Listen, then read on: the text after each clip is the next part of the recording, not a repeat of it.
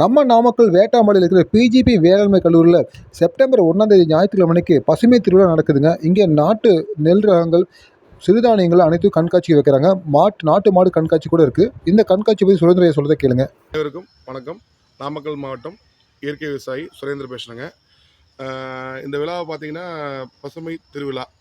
இது வந்து விவசாயிகள் சார்பாக நாங்கள் எல்லாம் கலந்துக்கிறோம். நாமக்கல் மாவட்டத்திலேருந்து விவசாயிகள் சேர்ந்துக்கிறோம். இந்த விழாவோட நோக்கமே பார்த்தீங்கன்னா விவசாயிகளும் மக்களுக்கும் ஒரு தொடர்பை உருவாக்கணும் அப்படின்றதான். கார்பரேட்டில் போய் ஒரு பொருள் வாங்குறீங்க, ஒரு கடையில் போய் பிராண்டட் பண்ணுறான், அது நல்ல முறையில் விளைவிக்கிறாங்களா விளைவிக்கலையா, யார் விளைவிச்சா, அந்த பொருள் நஞ்சு தன்மை அடிக்கப்பட்டதா அடிக்கப்பட யாரும் உங்களுக்கு தெரியாது. அதே மாதிரி கருப்பு கோணின்னு ஒரு அரிசி விற்கிறாங்க, மாப்பிள சம்மானு விற்கிறாங்க. அந்த பொருள் அந்த அரிசி தானா அப்படின்றது உங்களால் தெரிவிக்க முடியும். ஏன்னா நமக்கு தெரிஞ்சதெல்லாம் பொன்னி 5060 இந்த மாதிரி சீரக சம்பாயை தவிர நம்ம கேள்விப்பட்டதில்லை. அதை மாதிரி இதை கலப்படத்தை ஒழிக்கணும் அப்படின்றதுக்காண்டி ஒரு நல்ல ஒரு எண்ணத்தில் நாமக்கல் மாவட்டத்தில் முதல் முறையாக ஒரு நல்ல ஃபங்க்ஷன் அரேஞ்ச் பண்ணியிருக்காங்க. இதில் விவசாயிகள் எங்களோட பங்கு என்னென்னா, நாங்கள் விவசாயிகள் சார்பாக நேரடியாக சந்தை உருவாக்குறோம். அந்த பொருள் தரமான பொருளாக இருக்கணும், உண்மையான பொருளாக இருக்கணும், விளைவும் மலிவாக கிடைக்கணுன்றதுக்காக இந்த விஷயம் நம்ம செய்கிறோம். நம்ம மட்டும் இல்லை, காய்கறிகள் சம்மந்தமாக வராங்க, ஒவ்வொரு துறை சார்ந்து வராங்க. இப்போ காய்கறிகள் பார்த்தோன்னா நெல் சம்மந்தமாக எங்கள் துறை சார்பாக அண்ணன் நெல் ஜெயராமன் அவங்க ட்ரஸ்ட்லேருந்து ஒருங்கிணைப்பாளர் ராஜு அண்ணன் வராரு. அவர் நம்ம நெல் சம்மந்தமாக இயற்கை விவசாயம் எப்படி பண்ணுன்றதை எக்ஸ்பிளைன் பண்ணுறாரு. அதே மாதிரி நீர்மேலேருந்து வராங்க, நீர்மேலேருந்து ஒரு எக்ஸ்போர்ட் வராங்க.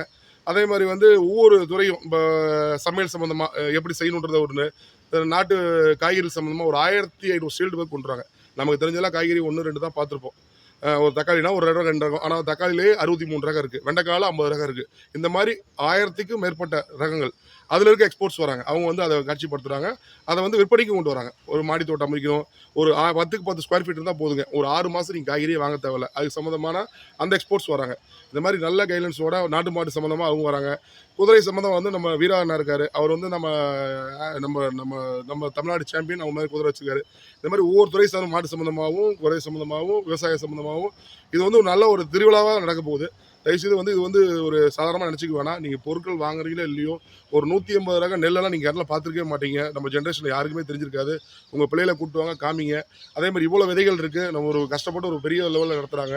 ஏன்னா இது வரைக்கும் நாமக்கல் மாவட்டத்தில் யாரும் செய்யலை, முதல் முறையாக செய்கிறாங்க. அதனால் இதை மக்கள் அனைவரும் தயவுசெய்து பயன்படுத்திங்க. சொன்ன மாதிரி இது காலையில் இலவச பேருந்து அரேஞ்ச் பண்ணியிருக்காங்க. அதே மாதிரி சிறுதானிய உணவுகள்லாம் அரேஞ்ச் பண்ணியிருக்காங்க.